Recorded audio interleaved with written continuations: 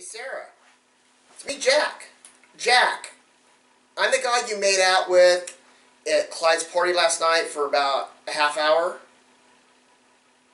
What? You don't remember me? You were too drunk? Okay, bye. Hi, everybody. I'm having girl trouble. I'm here today to talk about the episode Homecoming of The Incredible Hulk, which aired on CBS. What? You know I love this show, man. Yeah, I know you love it. But, I mean, I'm trying to review a show here. Yeah, I see you have Lou Ferrigno. Yeah. Okay. You want to be in this video? Yeah. Alright. Okay, which aired on November 30th, 1979. This episode's about David coming home to his, his hometown. And a lot of this episode's really hard to describe.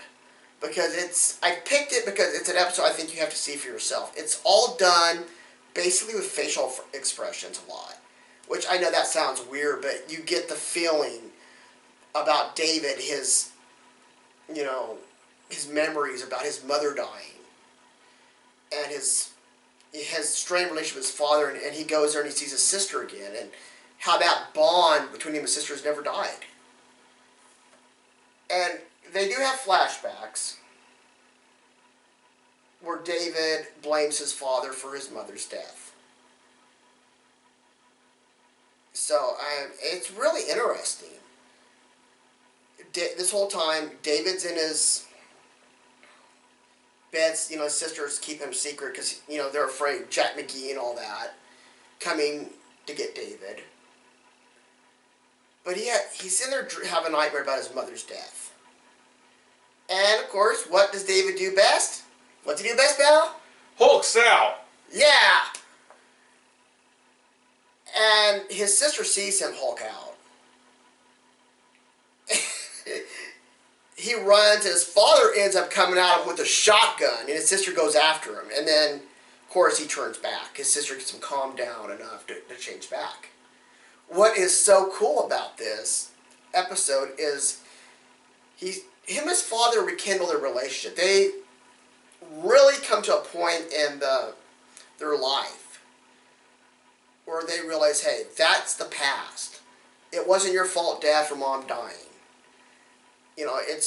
David and him finally come to an agreement. They do love each other. His dad has missed him all these years. David has missed him.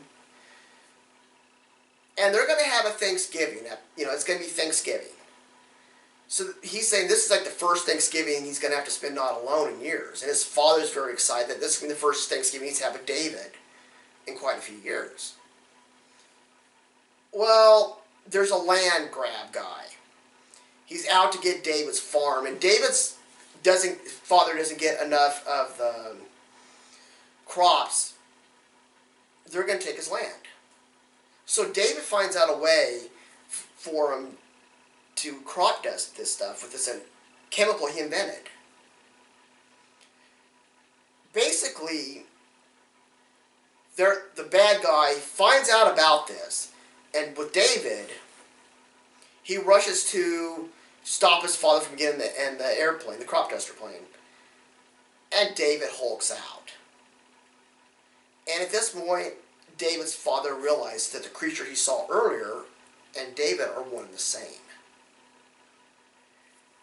So ends up the Hulk runs off. His father knows that's his son. He understands why he can't be around. And then, in the episode, McGee's in town. He says he's suspecting that something's up with David because the Hulk's receiving David Banner's town. And David's father goes outside. And this whole episode is basically, this scene is so beautiful because it's not done with words, it's done with facial expressions. David and his father just have to look each other. And there's no words they can't say because McGee is in the room. They hug each other. And David, of course, walks off in the sunset, and the Lonely Man theme plays. So at the end of it, the Banner's family, his sister, and his father invite Jack McGee for Thanksgiving dinner. It's a really good episode, but What do you want to say about it? Every actor does a great job, and it is the not being able to verbalize everything with it. The silence of the understanding sister, the very nostalgic David, but the actor they have playing, young David was just, his line delivery was just reading. And it was really sad when it was comparing it to the actor who played the father, who, was able to emote the lines that he was feeling, the anger of losing his wife, the sadness, and having this kid that's just like, you have to take mom to the doctor. She's not well, it just didn't feel like it was on par with everything else, and a very, great episode. And Yeah, especially when young David having to run out and tell his dad that mom's dying. yeah, there's there's the part where David comes across the toy soldier. Was another one of those where, where Bill Bixby has to look at something that's just a prop, but he remembers something about it. It means something more to him than it just being something that he just had to act off of, maybe during just rehearsals and shooting, and you felt that he had a connection to this toy, the same way he did with the bench at the very beginning of the episode. Or with the whole town. Yeah. I mean, it's probably, they're all good episodes. I mean, I'm not gonna... Yeah, but for a show that doesn't necessarily have to have a holiday episode, to do a Thanksgiving episode at that, to be an episode about, character growth, where usually it's that episode where it's like, it hits all the notes, it hits all the themes about togetherness, but to have an episode about, basically both of them, he had to kind of say, like, this is who I am, and this is why I haven't been able to be here. And they weren't like, he never necessarily even had to say the words. Both his sister and his dad caught him hulking out, because of different circumstances. His sister saw it because he had a bad dream, and his dad saw it because he needed to get to that point where he could chase down the plane before it took off. Yeah, I mean, this is just, a really great episode. And, of course, you would know all that stuff being a Incredible Hulk super fan. I am a $6 Million Man super fan. This guy is an Incredible Hulk super fan.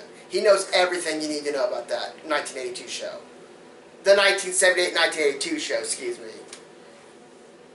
But, yeah, I completely agree that kid was wooden. And I really think, should we say it together? Why not? Trust me, I know what we're doing.